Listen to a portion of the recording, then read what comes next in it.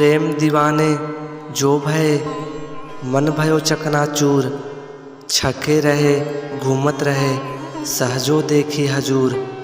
संत Sahajo by कहती है कि जो व्यक्ति ईश्वरीय प्रेम के दीवाने हो जाते हैं, उनके मन की सांसारिक वासनाएं एकदम चूर चूर हो जाती है। ऐसे लोग सदा आनंद से तृप्त रहते हैं तथा संसार में घूमते हुए परमात्मा का साक्षात्कार कर लेते हैं। प्रेम लटक दुर्लभ महा, पावे गुरु के ध्यान। अजपा सुमिरन कहत हूँ, उपजे केवल ज्ञान। अर्थात सहजो बाई जी कहती हैं कि ईश्वरीय प्रेम की अनुभूति अत्यंत दुर्लभ है, वह सतगुरु के ध्यान से ही मिलती है।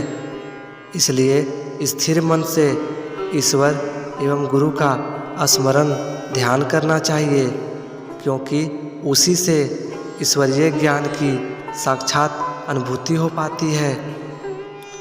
68 तीरथ गुरुचरण पर भी होत अखंड। सहजो ऐसो धामना सकल अंड ब्रह्मंड। संत सहजो बाई जी कहती हैं कि सतगुरु के चरणों में सारे 68 पवित्र तीर्थ रहते हैं, अर्थात उनके चरण 68 तीर्थों के समान पवित्र एवं पूज्य हैं। उनका पुण्य फल पवित्रम है। इस समस्त संसार में ऐसा कोई धाम या तीर्थ नहीं है जो सतगुरु के चरणों में नहीं है। गुरु वचन ही ले धरो, जो कृपणन के दाम। भूमि गढ़े माथे दिए, सहजो लहे न राम। संत सहजो बाई जी कहती हैं कि सुगंधित सुंदर फूलों की माला के समान सतगुरु के वचनों को हृदय में धारण करना चाहिए और विनम्रता रखकर सहर्ष मन में धारण कर सतगुरु वचनों को अपनाने से ईश्वर की प्राप्ति होती है। जो आवे सत्संग में जात वर्ण कुल खोए। सहजो मैल कुचिल जल, मिले सुगंगा होए। अर्थात सहजो कहती हैं कि जैसे एकदम मैला गंदा पानी गंगा में मिल जाने पर उसी के समान पवित्र हो जाती है, उसी प्रकार संत जनों की संगति से मूर्ख व्यक्ति भी ज्ञानी हो जाता है।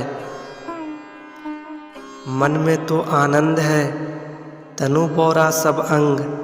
ना काहू के संग है, सहजो ना कोई संग।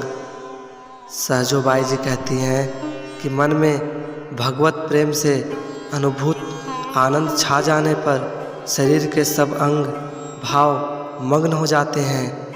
उस दशा में न तो किसी के साथ रहने की ज़रूरत पड़ती है और न कोई संगी साथी रह पाता है।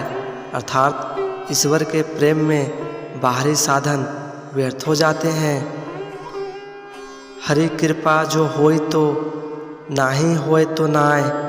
पै गुरु कृपा दया बिन, सकल बुद्धि बही जाए। संत सहजो बाई जी कहती हैं कि सांसारिक जीवन में ईश्वर की कृपा हो तो ठीक है, परंतु नहीं हो तो अहित नहीं होता है।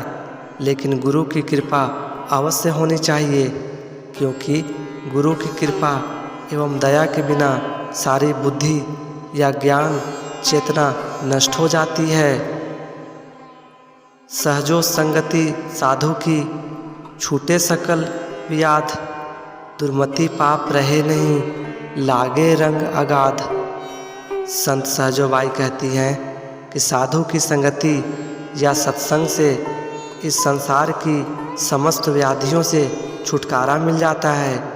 सत्संग लाभ प्राप्त व्यक्ति के मन में कलुषित विचार नहीं ठहर पाते, यानी मन की समस्त बुराइयां नष्ट हो जाती है और आत्मा भक्ति के रंग में सरोबोर हो जाती है।